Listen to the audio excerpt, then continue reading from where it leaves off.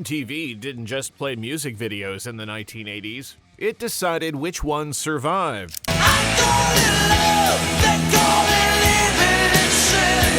Behind the rotation charts was a gatekeeping system.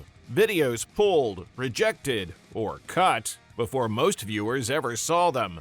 Some bands fought back, others caved. Relax, don't do it when you wanna go. Today, we're counting down 10 80s rock songs MTV banned or forced to censor, and why. Number 10. It wasn't subtle, and in 1988, MTV didn't know what to do with it. Mother, Danzig.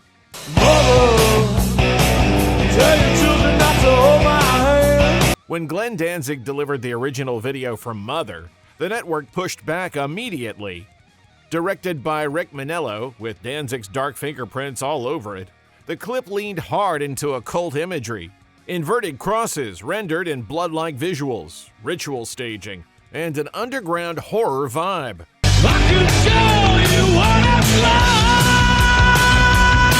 MTV demanded heavy edits, but what's long been described as a label mishap allowed the unedited version to briefly slip onto the airwaves before being pulled. Shaped by the Parents Music Resource Center era, Mother landed as a middle finger to warning labels and late 80s moral panic. MTV tried to rein it in, but couldn't contain it.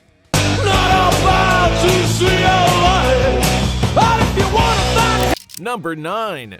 MTV would only touch this one after cutting it into pieces. Girls on Film, Duran Duran. Girls on film, got your picture, girls on film. The original Girls on Film video was filmed in July 1981, before MTV had even finished launching. Directed by Godley and Cream, it was made for European video discos, not American cable television. And it showed. The uncut version leaned hard into voyeurism, models wrestling, fetish staging, nudity, sweat-soaked close-ups.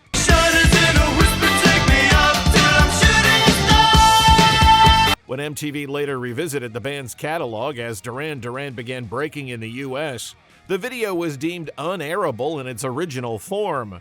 What MTV eventually ran was a heavily censored edit. Shots removed, sequences shortened. The provocation dulled just enough for rotation. The controversy helped fuel the song's reputation, even as most viewers never saw the original. The uncut version became legend, talked about more than broadcast.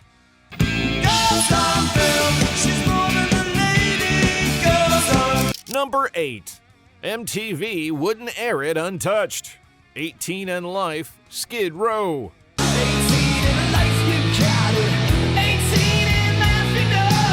When the video for 18 and Life reached MTV, the network raised concerns about its violence.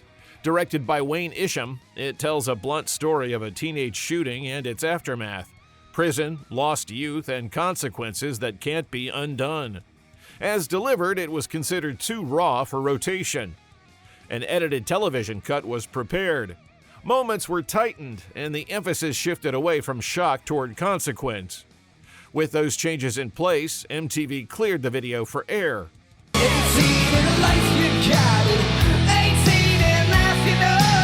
That version became inseparable from the song's rise. 18 and Life climbed to number 4 on the Billboard Hot 100 and anchored Skid Row's 1989 breakthrough.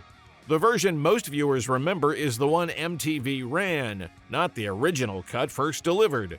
Bonus fact for the detail-obsessed: the song's signature clean intro riff was written by Dave Sabo years before the band's classic lineup came together.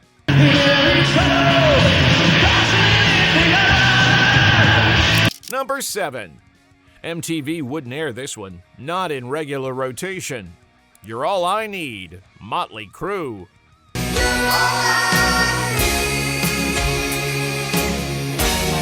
When Motley Crue delivered the video for You're All I Need, MTV refused to program it. Directed by Wayne Isham, it plays like a bleak crime short. Domestic violence, obsession, and a killing followed by police arrest imagery. Shot in stark black and white, it was considered too disturbing for MTV's lineup.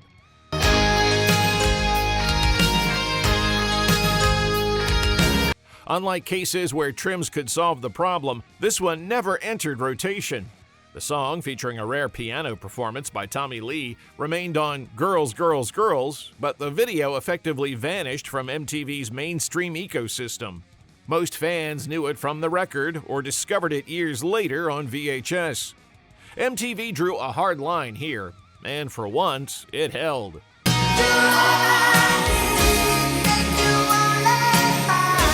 Number 6. MTV didn't ban this one, it just wasn't part of their world. The Chauffeur, Duran Duran.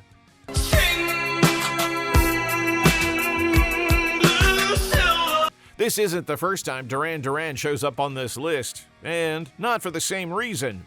The Chauffeur wasn't released as a US single, but it did receive a video. A noir-inspired, heavily desaturated art house short directed by Ian Eames, made without the band appearing on camera. Filmed in late 1982, it leaned fully into atmosphere, shadow, nudity, and slow, deliberate pacing. No performance shots, no band presence, just suggestion over spectacle. When the sun drips down, getting heavy behind the front of your dress, all shadowy. Because of its sexually suggestive art film approach, the video is widely described as not being shown on MTV. It wasn't edited for rotation or pushed into late-night slots. It simply didn't fit the network's programming. The song remained the closing track on Rio, becoming a cult favorite known through the album, not rotation. What gas splinters lie so deep in your mind? Number 5.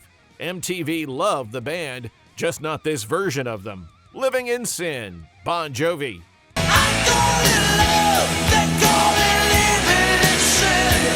Living in Sin wasn't early Bon Jovi, it came during the New Jersey era. When the video arrived in 1989, MTV wouldn't air it as delivered.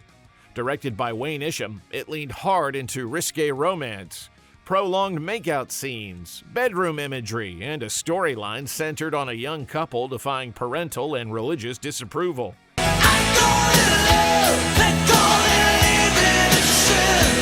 MTV didn't object to the band, it objected to the video. The network's concern was tone. As cut, the intimacy felt too explicit for daytime rotation. A re-edited TV version followed. Shots tightened, emphasis shifted, until the narrative read as tension and consequence rather than provocation. That altered cut is the one that ultimately reached viewers.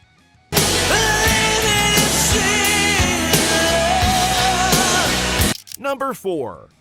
A Christian song MTV treated as satanic. 666, DeGarmo and Key. Every number there was 666. In 1984, DeGarmo and Key became one of the first American Christian rock bands to break into MTV rotation. But the moment didn't last. Shortly after 666 began airing, the network pulled the video.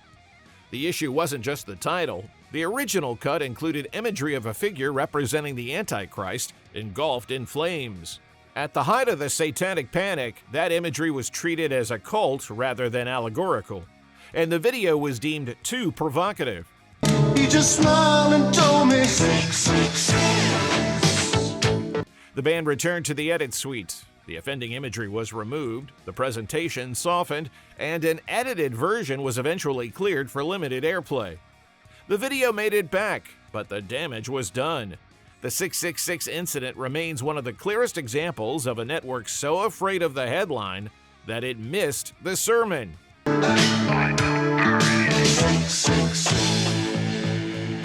Number 3. MTV didn't want this on US TVs, and it wasn't because of the music.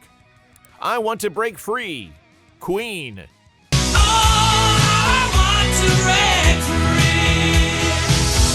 Queen shot a video that played like British television satire. The band in drag parroting Coronation Street, followed by a sharp turn into a ballet sequence featuring the Royal Ballet. In the UK, the joke landed. In the US, it didn't. MTV wouldn't put the video into regular rotation. The issue wasn't the song, it was the imagery.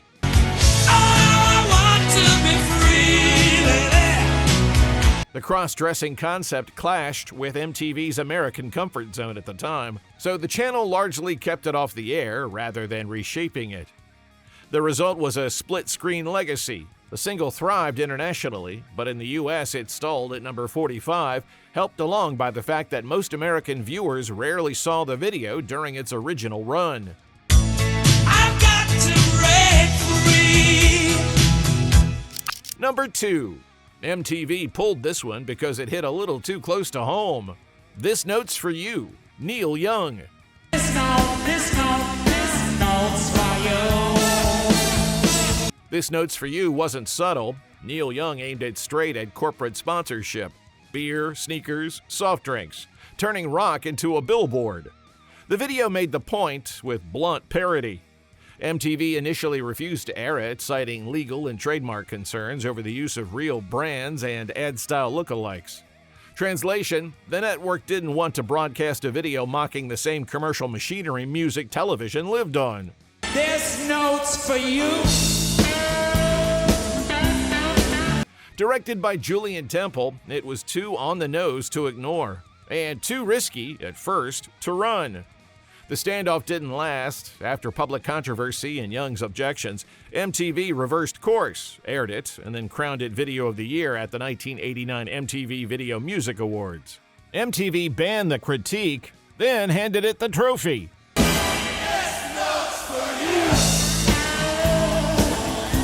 Number 1. Radio banned it. MTV rejected it. The song still wouldn't go away. Relax. Frankie Goes to Hollywood. Relax, don't do it when you wanna go. Relax didn't flirt with controversy, it detonated it. In January 1984, the BBC banned the song from Radio 1 over its explicit sexual content after a public on-air objection.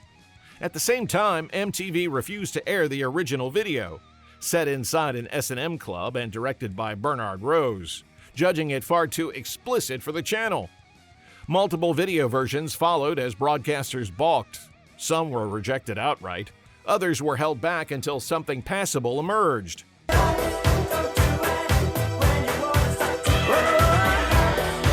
None of it slowed the record. With BBC Radio blocked and the most provocative visuals sidelined, Relax spread through clubs, imports, and word of mouth. The single still went to number 1 in the UK for 5 weeks. MTV eventually aired toned-down visuals, but by then, the song had already proved the point. Before we wrap this up, there's one more case that doesn't fit neatly into a ban, but it belongs here. Relax, don't do it when you wanna go to it. Relax. Bonus: I Want Your Sex, George Michael.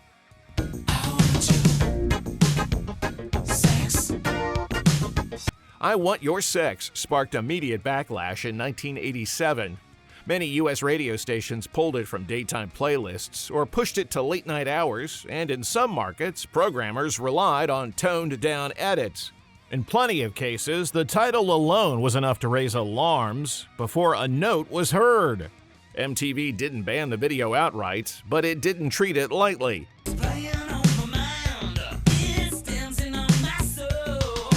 The controversy was loud enough that George Michael added an on-screen spoken prologue and disclaimer, reframing the song as a statement about monogamy before it could air. The song still traveled, late-night exposure, controversy, and word of mouth carried it forward. In the 1980s, control didn't always mean removal. Sometimes it meant restriction and letting a hit find its audience anyway.